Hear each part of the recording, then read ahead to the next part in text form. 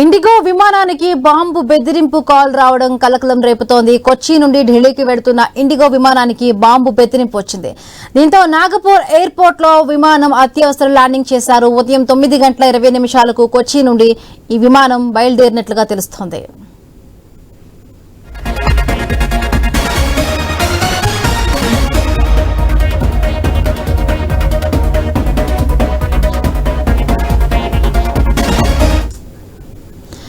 IndiGo విమానానికి bomb బెదిరింపు call రావడం కలకలం రేపుతోంది. కొచ్చి నుండి ఢిల్లీకి వెడుతున్న ఇండిగో విమానానికి బాంబు బెదిరింపు వచ్చింది. దీంతో నాగపూర్ ఎయిర్పోర్ట్ లో విమానం అత్యవసర ల్యాండింగ్ చేశారు.